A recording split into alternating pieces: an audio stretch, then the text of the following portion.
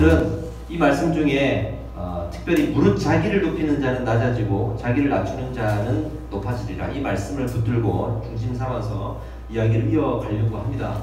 이웃 사랑하는 마음으로 하나님을 사랑하고 이웃 사랑하는 마음으로 복음을 증거하고 사역해라. 이제 기억나시죠? 그 이웃 사랑하는 마음이 무엇인가? 우리가 긍휼과 자비라는 두 단어의 차이점을 가지고 지난주에 살펴봤죠. 우리 하나님은 긍휼이라는 지나가듯이 도와주고 마는 것이 아니라 자비라는 단어를 따로 쓰셔서 정말 온전히 그를 회복시키고 그와 함께하기를 원하신다는 하나님의 그 사랑을 지난주에 선포했습니다. 여러분들, 우리가 이 교회에서 신앙생활할 때 우리가 변해가야 되는데 그 변해가는 본질이 뭐냐면 사람을 사랑해 갈 수 있다는 거예요. 자기를 사랑하는 사람이 교회에 와서 하나님의 사랑을 받아서 나 이외에 다른 사람들도 내가 사랑할 수 있구나를 알아가는 것이 교회의 본질입니다. 그런 마음으로 이 시간에 함께 나눠보도록 하겠습니다. 그래서 오늘 말씀의 제목은 자기를 낮추는 자는 높이리라 했습니다. 한 가지 예화를 말씀을 드릴게요. 스트라디바리우스, 우리 여기 이제 성악하시는 분들, 또 클래식 음악 하시는 분들이 많으시니까 아실 거예요. 스트라디바리우스라는 바이올린, 너무나도 세계적인 바이올린이죠. 17세기 이탈리아의 그 스트라디바리가 제작한 현악기를 통칭해서 그렇게 부르기도 한다고 합니다. 제가 조사해봤더니 전 세계 600대 정도만 존재하고 이 중에서 약 50대 정도만 연주가 가능하다고 해요. 얼마나 귀합니까? 얼마나 귀해요. 이게 동일본 지진 때 구호를 위해서 경매에 나왔던 적이 있는데 그때 낙찰가가 무려 172억 원이었다고 합니다. 상상이 안 가는 금액이죠. 이 바이올린 하나. 국내에서는 유일하게 우리 첼리니스트 정명화 씨가 가지고 있고 뭐 이렇게 연주를 하고 있다. 저는 이렇게 검색이 되더라고요. 이 스트라디바리우스에 대한 일화를 하나 소개해드리도록 하겠습니다. 아주 예전에 이 명품 바이올린을 가지고 있었던 사람이 있었는데 파가니니라는 유명한 바이올리니스트였어요. 이 연주자가 하루는 가짜, 똑같이 생겼지만 가짜인 스트라디바리우스 이 바이올린을 들고 무대에 올라가서 연주를 했습니다. 사람들은 그 바이올린에 환호를 했습니다. 역시 그 명품 바이올린이구나. 그랬을 때 연주가 끝나고 나서 파가니니가 그 무대에서 이 바이올린을 부셔버립니다. 그리고 사람들이 웅성웅성 될 때 사회자가 이런 멘트를 하죠. 이것은 가짜입니다. 가짜 바이올린이었습니다. 음악은 악기보다 연주자의 손끝에서 나오는 것입니다. 라고 설명을 했다는 아주 유명한 일화가 있습니다. 세상에는 많은 악기가 있고 많은 도구들이 있어요. 그러나 아무리 명품이라도 어떤 사람의 손에 들려있는가가 정말 중요할 겁니다. 어떤 사람들의 손에. 예전에 제가 어렸을 때 에꼬지산이라는 김해 아주 촌동네에 정말 산밖에 없는 거기에 제가 저희 집에 얹혀 살았던, 전세를 살았던 적이 있는데 이렇게 흙 파고 놀면요 항상 뭔가 항아리 같은 게 나와요. 뭐 항아리 같은 게 하는 게 나오고 우리 그거 오감으로 썼다니까. 근데 제가 그때는 몰랐어요. 자라고 나서 제가 어른이 되어서 신문기사를 봤어요. 김해 대성동 고분지구 금광가야에 그 유명한 유물들이 나왔던 그 터가 바로 우리 집 앞터예요. 우리가 살던 그 앞터예요. 지금 생각해보면 그게 다 그거였던 거야. 이게 하나 챙겨놔야 되는데, 그죠? 그 우리는 오감으로 썼다고. 요감으로. 요감 뭔지 아십니까? 우리 젊은 분들. 그거 이제 그거가 더 오줌누고 이제 그랬단 말이지. 모르니까. 얼마나 그 귀한 가치가 있는 줄 모르니까. 그리고 제가 기억나기로 주인집 아들은 그거 가지고 돌 던지고 깨고 그랬단 말이에요. 많은 그 유물을 유실시켰던 장군인데 아무리 가치가 있어도요 그 사람이 그 가치를 모르는 사람의 손에 들어가거나 또는 아무리 가치가 없다고 생각이 되어도 훌륭한 사람들의 손에 들어가면 이 모든 우선순위가 달라집니다.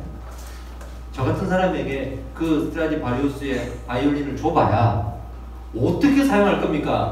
그냥 거실에 그냥 걸어뒀을 거예요. 아니면 저기 경매에 팔았겠지, 중고나라에. 중고나라.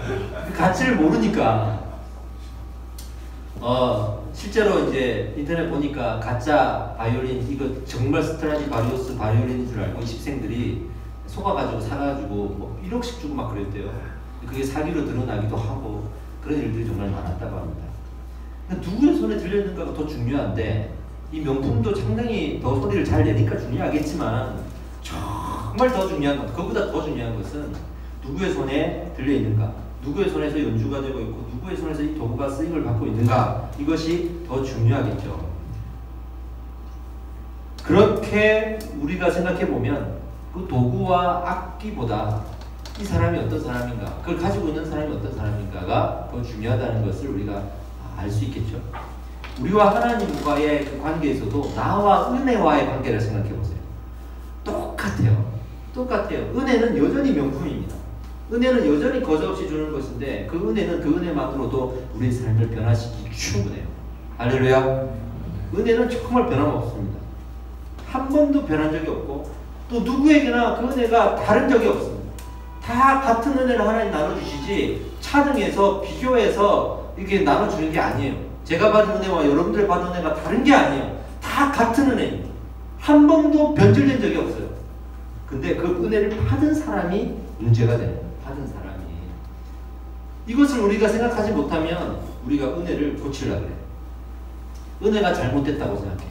저 사람은 은혜를 받았고 삶이 저렇게 변화되고 축복받고 하는 것 같은데, 나는 똑같이 은혜를 받은 것 같은데 내 삶은 그게 아니고 내 마음에는 어떤 뜨거움도 없고 변화도 없단 말이죠. 그러니까 뭘 탓하냐면 은혜를 탓하는 거예요. 은혜가 뭔가가 잘못됐을 거야. 예를 들어서 은혜의 양이 너무 적었을 거야. 또는 은혜가 좀 변질되었나? 하나님이 은혜를 딱 주셨는데 나한테 오는 과정에서 뭔가 지금 유통기한이 지났나?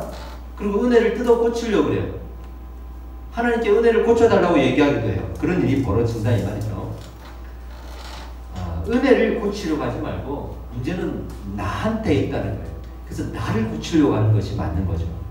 은혜를 사고하는 사람일수록요, 자세히 보면 은혜 자체에 집중하지 않고 나에게 집중하고 있어요. 이게 아주 중요한 원리입니다. 정말 은혜 받은 사람들, 정말 이 신앙에 존경받는 사람들을 자세히 보면요, 내가 받은 은혜에 집중하지 않고 사실은 나에게 집중하고 있어요. 이게 무슨 말이냐면 은혜를 가볍게 여긴다는 게 아니라 그 은혜가 너무 감사하니까 이 은혜가 이 나라는 이 존재에 이렇게 나라는 존재가 이 은혜를 잘 받기를 원하는 거예요. 요거를 제가 이제 설명을 좀 드리려고 하는 거예요.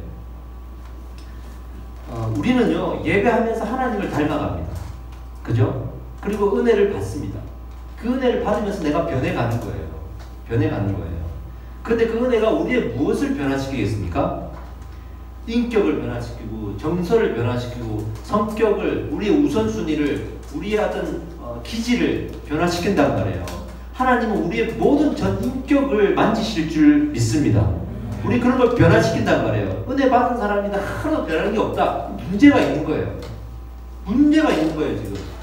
그랬을 때 우리는 누가 문제라고 얘기합니까? 저 사람 은혜를 못 받아서 그래 라고만 말할 게 아니라 은혜를 하나님 주셨는데도 불구하고 이 사람이 문제가 생긴 거예요. 지금 그 은혜를 감당할 수 없고 그 은혜를 누릴 수 없고 그 은혜를 붙들고 있지 않기 때문에 그런 거예요. 어떤 이 사람의 문제가 있단 말이에요. 그걸 하나님께서는 변화시키시기 원하시는 거예요. 어떤 사람을 보면 신앙적인 눈으로 딱 봤을 때 정말 큰 사람이야. 크신 분이야. 저도 이렇게 목사님들, 선배 목사님들 보면 존경하는 분들이 있죠. 박영선 목사님, 김남준 목사님, 또 홍정길 목사님, 이런 크신 분들, 이재철 목사님, 옥하는 목사님, 이런 분들을 보면 정말 크신 분인 것 같아. 너무 큰 어른인 것 같아. 너무 사람이 크구나. 이걸 느끼거든요. 아마 공감을 하실 거예요. 근데 어떤 사람을 보면 같은 목사고 같은 크리스찬인데도 너무 작아. 밴댕이 소갈딱지야.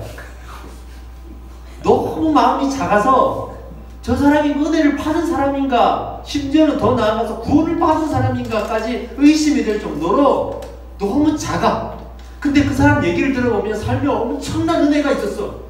많은 감정들이 있고 이 사람의 그 생애에 하나님이 부어주신 은혜가 많아요. 대단한 이야기들이 막 나오는데 내가 어떤 은혜를 받았는지. 근데 그 사람의 삶을 옆에서 같이 보면 너무 작아.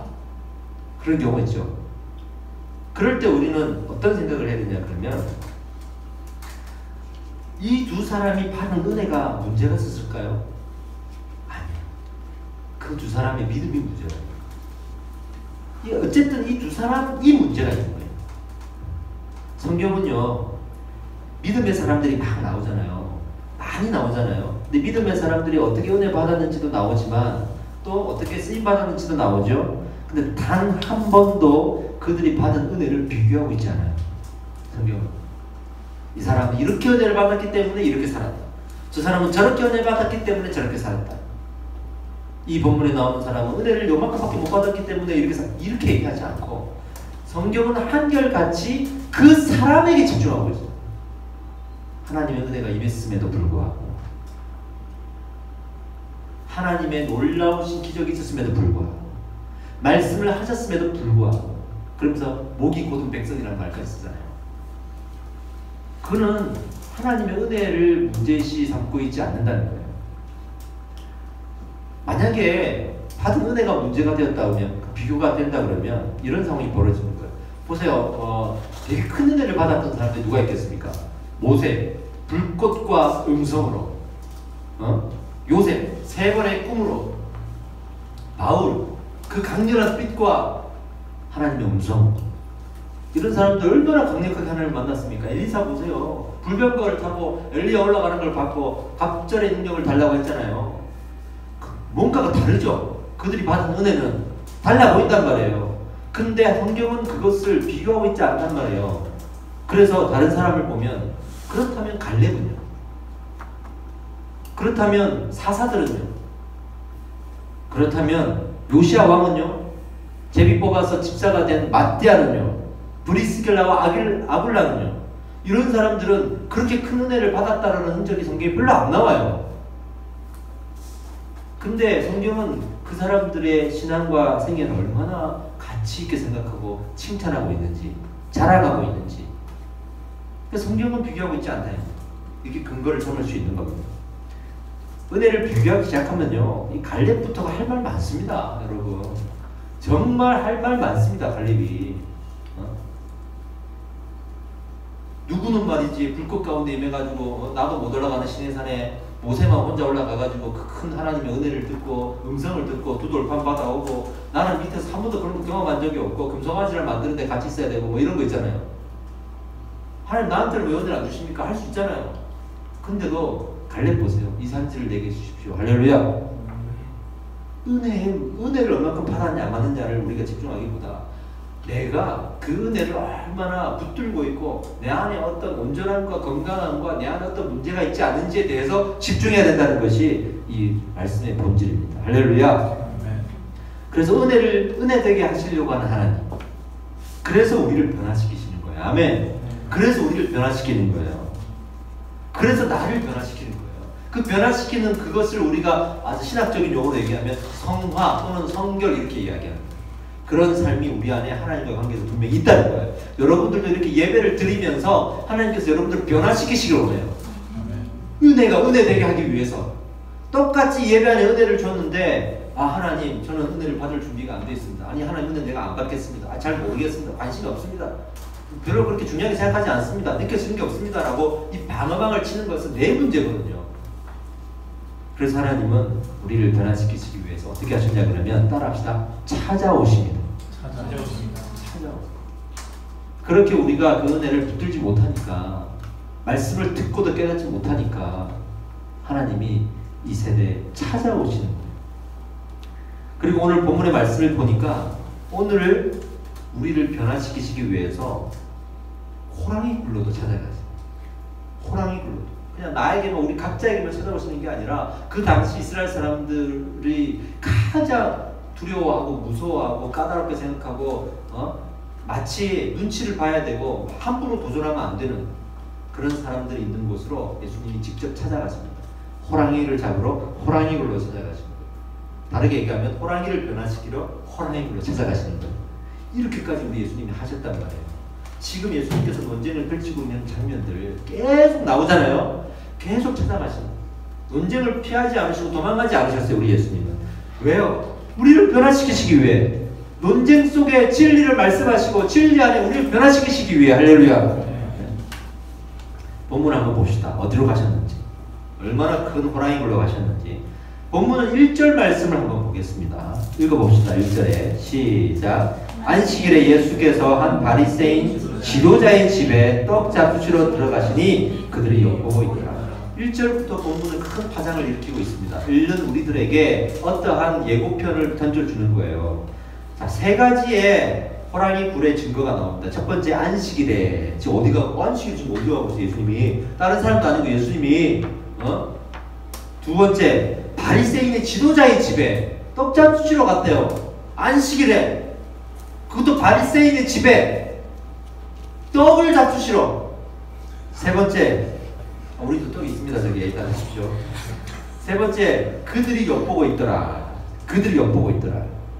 함정이죠.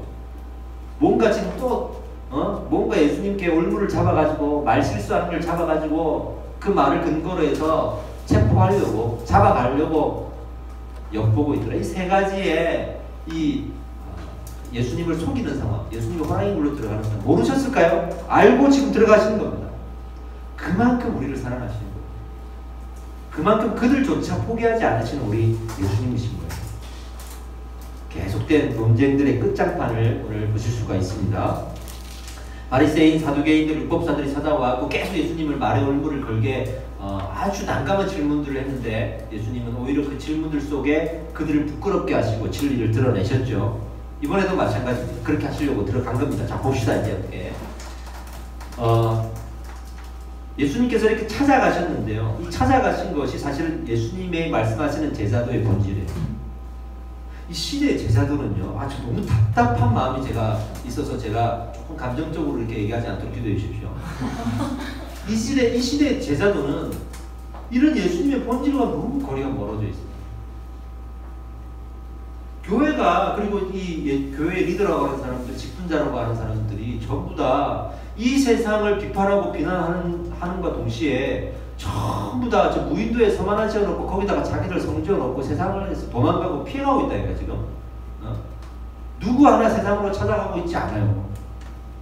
자기 가족들을 쳐 버렸는데 교회에서 열심히 하는 사람들 자기 가족부터 버리더라고. 포기하더라고. 아, 우리 아버지는 안 돼, 우리 어머니는 안 돼, 우리 오빠, 우리 형은 안 돼, 이러면서 말이죠. 이거는 우리가 세상에서 도망가 버린 거예요. 예수님의 제자들은, 참된 예수님의 제자라고 하면 그러니까 찾아가는 사람들이에요. 할렐루야. 그러니까 더 찾아가는 거예요. 세상이 우리를 고난에 빠뜨린다 할지라도, 세상이야말로 이렇게 호랑이 굴이라고 우리에게 으르렁거린다 할지라도 꼭 가서 복음을 증거하고 꼭 가서 우리가 이웃사랑을 해내야 되죠. 이게 예수님의 제자도란 말이에요. 1년 365일 매일매일 교회 와가지고 기도하고 예배하게 한다고 해서 제자가 되는 게 절대 아닙니다. 참된 제자는 세상에 대한 선한 면역력을 가지고 있는 사람들. 세상에 나아갔을 때 어색하지 않아야 돼요. 세상에 나아갔을 때 세상 사람들과 함께 어울릴 수 있어야 돼요. 그러면서도 복음 증거할 수 있는 강한 제자들이 되어야 됩니다. 많은 사람들이 교회에서는 열심히 밖에 나가면 말이지 불신자들 만나기 두려워하고, 우리 제자도는 찾아가는 제자도가 되어야 됩니다. 그런 의미에서 우리 교회도 찾아가는 교회가 되어야 될 줄 믿습니다. 그러려고 교회를 우리가 시작한 거잖아요. 절대로 우리 안에 갇혀 있으면 안 됩니다. 건물 안에 갇혀 있고 우리라는 네트워크, 우리 안에 있는 관계에 갇혀 있으면 안 됩니다. 우리가 찾아가야 될 자리가 있으면 찾아가야 될 줄 믿습니다. 때로는 우리가 그것 때문에 아픔을 당하고 피해를 입더라도 우리는 찾아가야 될 줄 믿습니다. 제가 그렇게 못하면 여러분들이 그렇게 밑에서 충원을 해주십시오. 목사님 찾아가야 된다고. 예수님께서 이렇게 안식일에 이렇게 논쟁을 하러 갔는데, 그렇게 지금까지의 세금 논쟁, 부활 논쟁, 율법 논쟁이 있었음에도 불구하고 이 호랑이 굴에 들어가서 또 어떤 논쟁을 하려고 하겠죠? 어떤 논쟁이겠습니까? 안식일을 찾아갔잖아요. 아, 안식일 논쟁하러 가시는구나. 너희가 생각하는 그 거룩한 안식일에 대해서 내가 할 말이 있다고 찾아가시는 거예요. 지금 스스로가 찾아가시는 거예요. 지금 우리에게도 말씀하시는 거예요. 우리가 생각하는 우리 주일 이 개념, 이 주일의 개념, 예배라는 개념에 대해서 너희가 알고 있는 것에 내가 할 말 있다고 지금 오늘 이 본문의 말씀을 우리에게 주신 겁니다. 갔는데 고창병 환자가 있는 거예요. 고창병이라는 게 무슨 말이냐면 수종병이라고 하는데 배에 물이 차는 거예요. 이 모든 세포에서 어떤 물 같은 게 무슨 액이라고 하는데 이것이 비정상적으로 흘러나와서 이 속에, 배 속에 물이 차는 거예요. 계속 뽑아내줘야 되는. 그 당시에 의료 기술이 발달되지 않았으니 얼마나 고통스러운 병이겠어요. 몸이 계속 부어나가는 이런 병이죠. 고통스러워요. 그 고착병 환자가 딱 와 있는 거예요. 여기에서 신학자들이 두 가지 의견을 나눠집니다. 이 고착병 환자가 왜 여기 와 있었나? 어떤 신학자는 예수님이 오셨다고 했으니까 와가지고 치료받으러 온 거 아니겠느냐. 근데 또 다른 어떤 신학자는 아니 바리새인의 집에 어떻게 고착병 환자가 되고 그들이 데려다 놓고 함정에 빠뜨리려고. 왜? 예수님은 병자를 보면 고칠 수밖에 없거든요. 안식일에 병고침을 하게 해서 얼굴을 갖게 하려고 일부러 갖다 놨다. 이렇게 얘기하는 거예요. 만약에 그렇다 그러면 예수님은 정말 큰 호랑이굴에 들어간 것이고 한편으로는 사단은요 항상 치밀해요. 엄청 치밀해요. 모든 이 덫을 다 갖다 놓은 거예요. 근데 예수님이 이제 1절부터 6절 안에서 중요한 것들을 말씀하십니다. 뭘 먼저 말씀이냐면 안식일보다 더 중요한 게 있다. 이거 말씀하시는 거예요. 듣도 보도 못한 소리를 하시는 거예요. 안식일보다 중요한 게 있다고. 안식일 날에 지나가는 사람이 강도를 맞더라도 나는 예배드리러 먼저 가는 것이 맞는데 안식일보다 중요한 게 있다고 예수님 말씀하시는 거예요. 안식일에 병을 고치는 것 그리고 고착병 환자를 고쳐버려요. 예수님이 그질로 고쳐버려요. 안식일에 우물에 빠진 사람이 있거나 소가 우물에 빠졌다거나 하면 구해줄 거 아니냐. 어떤 사람이 강도를 만났으면 도와줄 거 아니냐. 그거는 안식보다 중요한 거야 라고 말씀을 하시는 거예요. 선한 사마리아인의 비유의 의견 말씀드리죠. 더 중요한 것이 있다고 말씀하시는 거죠. 지금도 우리가 주일에 대한 개념이 너무 율법화되어 있습니다. 여러분 잘 들어보십시오. 너무 율법화되어 있어요. 저는 이 예배를 왜 드리는가에 대해서 우리가 잘못 알고 있다고 생각해요. 우리를 위해서 예배 드린다고 생각하는 거야 지금. 나를 위해서 예배 드린다고 생각하는 거예요. 우리 하나님은 우리 스스로를 위해서 예배 드리는 것도 틀렸다고 말할 수 없지만 그것만을 말씀하지 않으셨어요. 무엇을 위해 예배 드리는가? 하나님의 영광을 위해서 예배 드리는 거예요. 하나님의 영광을 위해서. 그래서 하나님께서 무엇을 원하시는지가 우리에게는 가장 큰 율법이지 주일날 교회 와서 예배 드려야 돼 이게 율법이 아니란 말이죠. 그래서 저는 세상에 위급한 상황이 생겼을 때 때로는 우리가 달려가야만 하는 큰 재난이 있었을 때 주일 예배 한번 비우고 가도 된다고 생각해요. 저는 희한하죠. 야외 예배 드리러 가가지고 예배 한 20분 드리고 실컷 노는 거는 괜찮고 어디 세상에 재난이 났다 그래가지고 주일날 가서 도와주자고 하는 건 안 된대. 모여가지고 뚜꿀게 앉아갖고 잠깐 기도하고 도와주자고 하는 그것도 안 된대. 희한하지. 제일 이해 안 되는 게 주일날 야외 예배 가가지고 딱 15분 예배 드려요. 그래놓고 실컷 논다고 주일날. 그거는 되는데 왜 재난을 벌어져가지고 교회가 달려가가지고 우리 모두가 힘을 더해서 도와야 될 때는 안 되냐. 그러지 맙시다. 우리는 제가 예전에 어떤 교회에서 청년부 전도사로 있을 때인데 수련회를 이제 여름에 가잖아요. 그러면 이제 2박 3일 이제 지방으로 간단 말이에요. 청년들은 사실은 이제 수련회 가도 저녁 딱 그때만 예배 드리는 거고 낮에는 다 노는 거예요. 닭고기 구워 먹고 노는 거야. 나도 사실 그게 맞다고 생각해요. 하루 종일 성경 잡고 있으면 뭐 아무도 안 가. 낮에는 놀고 하면은 은혜 받자 이거잖아요. 기대하는 거야. 직장 휴가도 냈고 기대하는 거야. 근데 그때가 2007년이었어요. 무슨 사건이 터졌냐면 서해안에 기름 유출 사건이 터진 거야.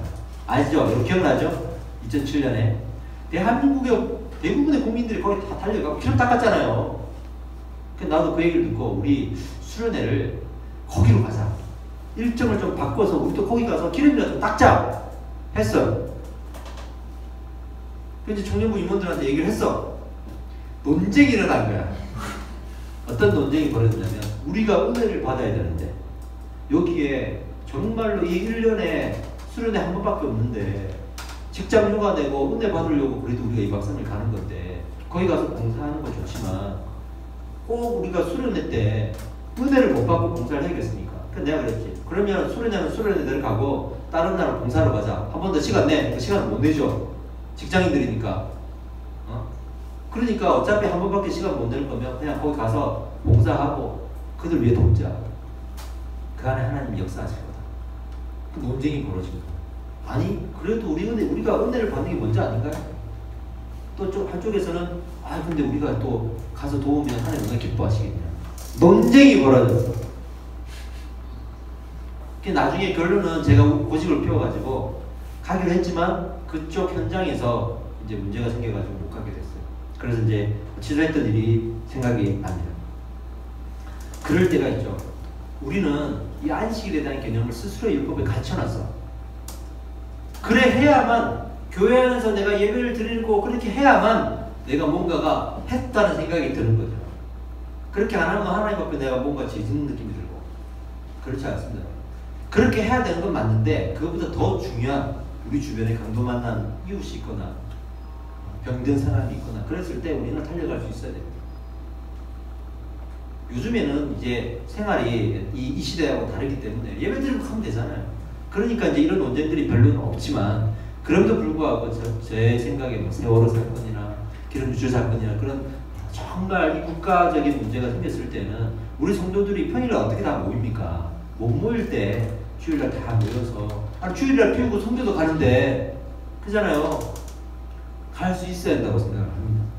예수님께서 지금 이 안식일의 의미를, 안식일보다 더 중요한 게 있다라고 말하는 그 표현 자체보다는 더 정확하게 얘기하면, 안식일을 왜 드리냐? 예배를 왜 드리냐? 나의 영광을 위해서가 아니냐? 나의 영광을 위해서. 그럼 내 마음을 알고 내 뜻을 알아야지 왜 너희들을 위해서 예배를 드리냐? 라고 말을 하고 있는 거예요. 그리고 나서는 7절부터 11절까지 혼인잔치의 비유가 나오는데 재밌습니다. 이런 얘기예요. 잔치가 벌어지고 밥을 먹는데 와가지고 처음부터 제일 높은 자리에 앉지 말라는 거예요. 거기 앉으면 나중에 네가 부끄러움을 당하게 된다. 왜냐하면 더 높은 사람이 와가지고 비켜줘야 되니까. 그 부끄러운 거거든. 그러니까 차라리 처음부터 끝자리에 앉아라. 끝자리 말석에 앉아라. 그러면 높은 자리에 있는 사람이 혹시라도 겸손한 사람이라면, 당신이 앉으십시오. 당신 자리에 앉으십시오. 할 수 있을 때, 그러면 그 사람은 부끄러움을 당하는 게 아니라 얼마나 사람들의 존경을 받을까. 그것이 덕을 세우는 거 아니겠습니까? 덕을 세우는 거. 그거를 지금 7절에서 11절까지 말씀하시는 거예요. 그래서 결론으로는 자기를 낮추는 자는 높아지리라. 그러니까 지금 두 가지 말씀이 있죠. 하나는 안식일보다 더 중요한 일이 있다. 또 하나는 끝자리에 앉는 겸손을 가져라. 이 두 가지잖아요. 이 두 가지를 딱 매칭시켜 놓으면 어떤 일이 벌어지냐면, 안식일임에도 불구하고 병을 고치고 사람을 구해주고 할 정도의 이 분별력을 갖춘 사람들을 보면 끝자리에 앉는 겸손함을 갖고 있더라 이 얘기예요. 무슨 말인지 알겠죠? 그냥 우리가 이성적으로 나는 하나님을 사랑해, 안식일은 이런 안식일이야, 그런 생각만 가지고 있어서는 우리가 그 안식일에 예배를 드리지 않고 사람을 돕는 이런 일들을 할 수가 없어요. 율법에 갇혀있기 때문에. 근데 항상 끝자리에 앉는 겸손으로 다른 사람들에게 덕을 세우길 원하고, 내가 사랑하고 내가 덕을 세우는 것이 우리 예수님을 자랑하고 예수님을 칭찬하고 우리 하나님 영광 받으시는 거야 라고 생각하는 그 삶이 몸에 배어있는 사람이기 때문에 그럴 수 있다는 것을 지금 말씀하시는 거예요. 그러니까 하나님을 바라볼 때 은혜를 받았다고 그 자연스럽게 하나님을 바라볼 수 있는 게 아니에요. 은혜를 받았어도 내가 변하지 않으면 은혜가 나를 위한 은혜가 돼서 은혜라는 고니 안에 갇혀버려요. 우리가 갇혀버린다니까. 그래서 어떻게 되냐 그러면 이 은혜는 나를 위한 은혜요. 그러니까 이 은혜는 나만의 은혜요. 나눠주기보다 내 거야, 이게 내 거. 그러면서 내가 이 은혜를 받은 사람이라는 고의의식에 차가지고 실수를 하게 돼요. 예전에 이제 저기 지방에서 제가 전도사 생활을 또 할 때인데, 거기에 이제 한 청년이 있었어요. 이제 정말로 불신자였는데 그 청년을 우리가 전도를 한 거야. 그럼 교회 와서 같이 먹고 살았어요. 그때는 뭐 부모도 없고 아르헨티나에서 얘가 살다고 그랬는데 부모님도 없어요. 근데 이제 와가지고 이제 여기서 은혜 받고 많이 변했죠. 은혜를 받은 거야. 받는데 기도가 하고 싶은 거지. 얼마나 감사해요. 기도를 하고 싶으니까. 근데 이제 우리가 이 교회에 토요일 날 모든 목사님, 담임 목사님 부부, 부목사님 부부, 또 우리 간사들까지 해가지고 다 교회에서 잤어요. 그 교회는 그런 공동체였다고 어쨌든. 그래서 목양실에서 목사님 부부 주무시고, 또 유아실에서 부목사님 부부 주무시고, 나는 나대로 유아실 끝에서 이렇게 자고 이렇게 해가지고 아침에 일어나면 주일날 새벽에는 축구 송교하고, 그리고 11시에 예배드리고 그렇게 했다고. 그러니까 토요일날 밤이니까 자야 되잖아. 네 집으로 기도를 하고 싶은 거예요.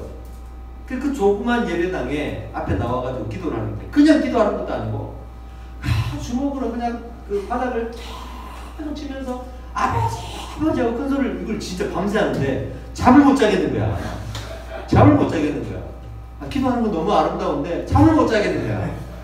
그래서 배려라는 것도 좀 가르쳐야겠구나. 방언할 때도 성경에 나오잖아요. 옆 사람을 우리가 생각해야 되는 배려가 나오잖아요. 그러니까 이걸 좀 가르쳐야겠다고 생각해가지고 고민하고 있는데 담임 목사님 모셔가지고 백전도사 가가지고 얘기 좀 잠 좀 자자. 그래가지고 제가 가가지고 떡떡떡 이러면서 얘기를 했어. 다 주무시지 않냐. 기도하는 건 좋은데 조용하게 기도하고 주무실 분은 주무실 수 있게 그렇게 하자. 근데 그 말에 상처를 받은 거야. 내가 기도한다는데 지금 내 받아고 기도한다는데 어떻게 기도를 막냐. 그 주일날 됐어요. 이제 불러놓고 이제 타일을 하고 그게 아니고 기도하고 할 때도 서로를 좀 배려하는 부분들이 있어야 된단다 하는데 이 친구 하는 말이 인정 못하겠다는 거야. 누구를? 나도 인정 못하겠고 거기 있는 부목사님도 인정 못하겠고 선생님도 인정 못하겠다는 거야. 왜? 자기보다 열심히 안 한다는 거야. 나는 당신들보다 교회를 더 열심히 하고 당신보다 기도를 더 열심히 한다고 생각한다. 이렇게 되는 거지. 아주 극단적인 예일 수 있지만 이거 싫어합니다. 그 은혜를 받아도 은혜를 비교하기 시작하면 이렇게 문제가 생기는 거예요. 그래서 하나님이 은혜를 비교하지 않는 거예요. 그 은혜를 받았는데 내가 변하지 않으니까 은혜를 비교하기 시작하고 내 걸로 만들어 버리니까 이제는 권위의식이 생기는 거예요. 내가 특별한 사람이라는 것이 맞긴 맞지만 그게 권위가 되어버리는 거예요. 그래서 이제 많은 사람들에게 덕을 세울 수가 없어요. 그럼 우리 주변에 그런 사람 얼마나 많아요. 정말 은혜 받고 많은 가정 속에 살아가는데 덕이 안 돼. 그를 보면 삶의 일상에 덕이 안 돼. 우리가 그렇게 되면 안 되잖아요. 그죠? 그럴 수 있다라는 거예요. 그러니까 예수님께서 오셔서 지금 말씀하시기를 끝자리에 겸손한 마음, 즉 무엇이 예수님의 영광과 하나님의 영광을 올려드리는 일인가에 대해서 관심이 있는 사람이어야 한다. 할렐루야. 그리고 나서 마지막 12절부터 14절까지 보면 이 내용이 나와요. 우리가 누군가를 도와줄 때 갚을 것이 없는 사람을 도와줘라. 밥을 사더라도 우리 가족이나 내 아는 사람들한테 또 돈이 있는 사람들한테 내가 어쩌다 밥을 한번 사면 그 사람들은 밥을 얻어먹었으니 다음에 살 거 아니야. 그러니까 이거는 진정으로 우리가 돕는 상황이 안 되니까 차라리 갚을 수 없는 사람들, 병든 사람들, 가난한 사람들에게 가서 밥을 사줘라라고 말씀하시면서 일방적인 구제에 대한 이야기를 합니다. 이게 사실 자비거든요. 그래서 저는 밥을 사줘도요, 우리 학생들을 밥 사줍니다. 우리 콘서바토리 학생들 내가 밥 사주잖아. 왜 이 친구들은 갚을 수가 없어요. 대부분 갚을 수가 없어. 물론 갚아도 내가 안 사먹는다고 할 수 있고 안 먹는다고 할 수 있지만 대부분 이렇게 막 그렇게 안 갚아요.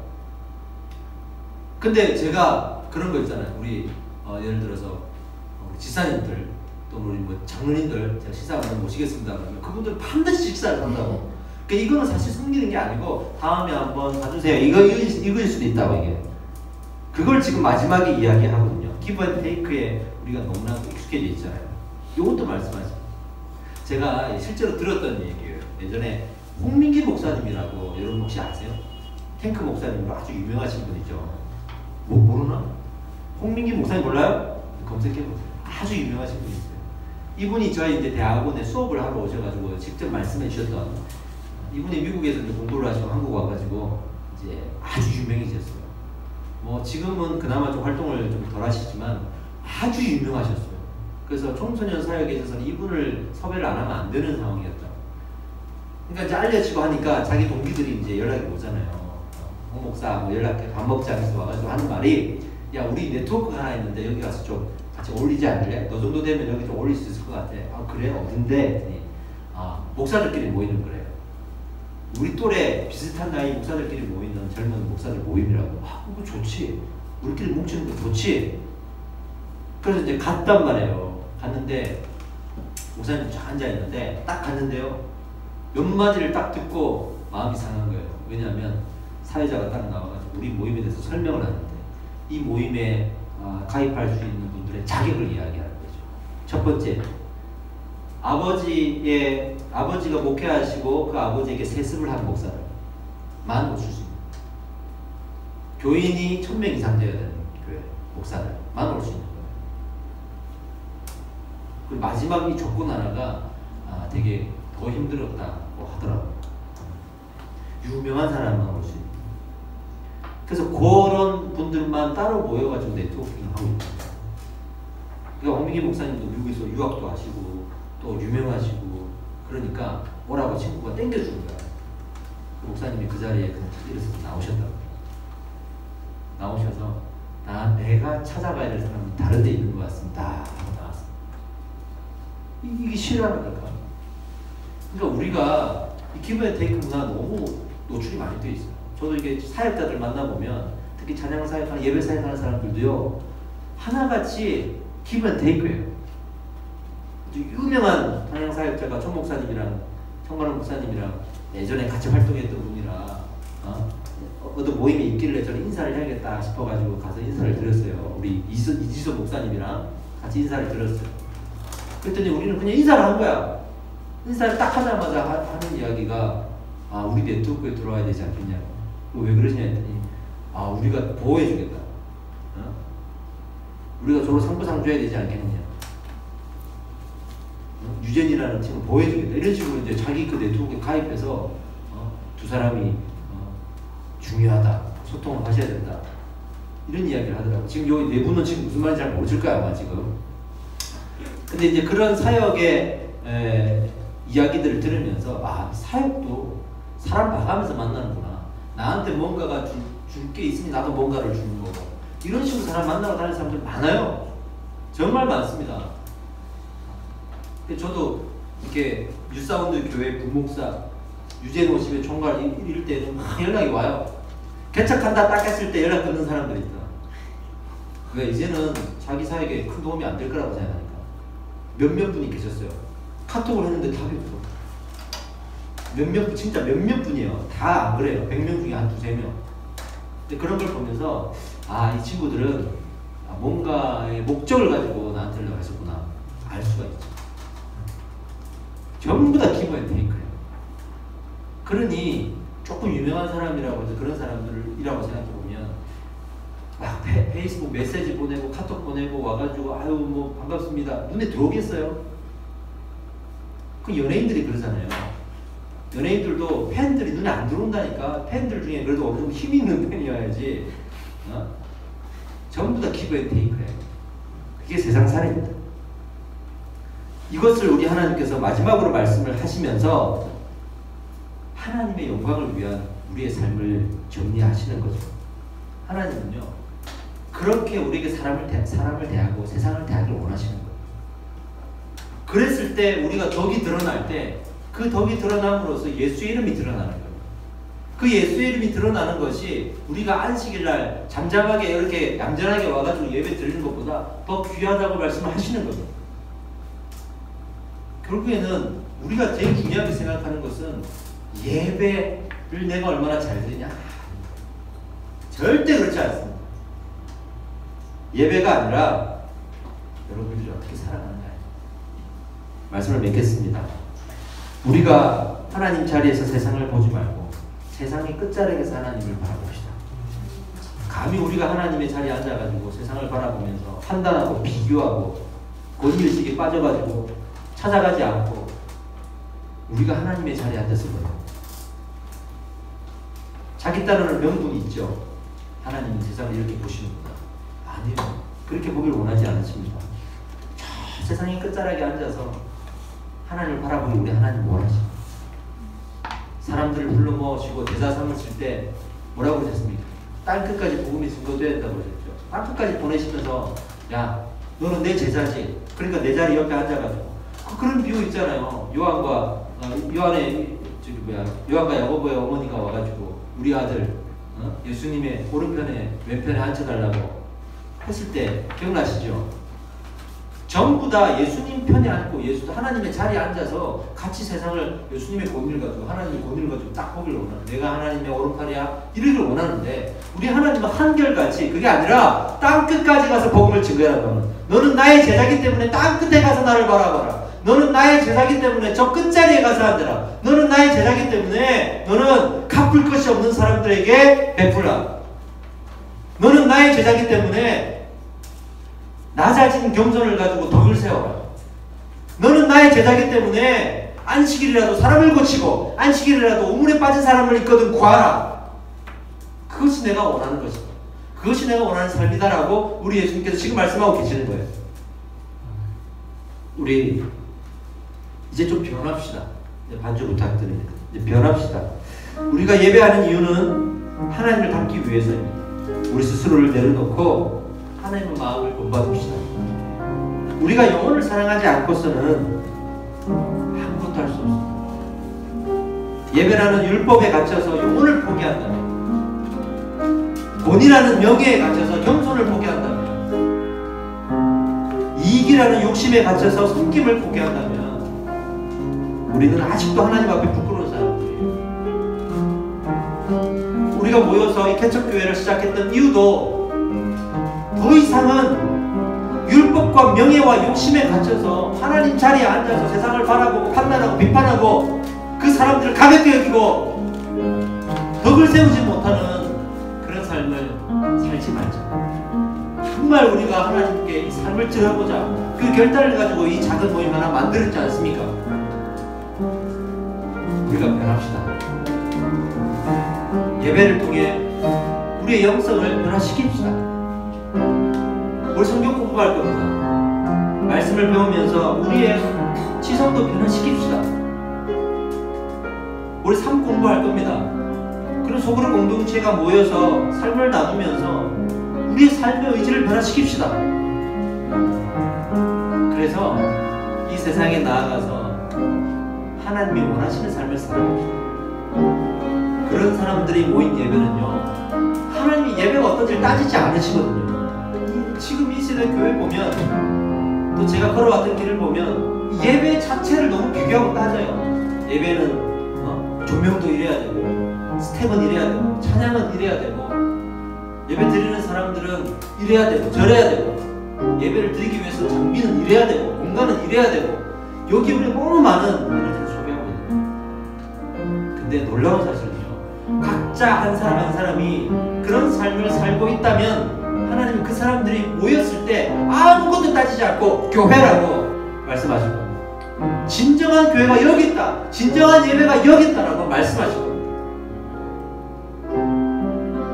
하박국 시대에 그렇게 예배가 발달되고 예배의 장비와 예배에 많은 사람들이 모여들었을 때, 예배의 부흥 끼었을 때, 오히려 우리 하나님께서 하박국에서 말씀하신 대로 너희의 절기를 내가 받지 않겠다, 너희 예배를 받지 않겠다, 공법을 물같이 정의를 하수같이 흘려보내길 원하시는 하나님, 이 마음을 우리가 놓치지 말고 우리가 변해봅시다.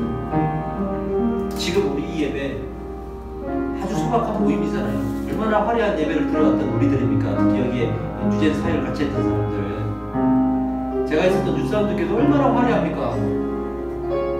공연장 못지않은 조명에, 공연장보다 더 좋은 음향시설에 수많은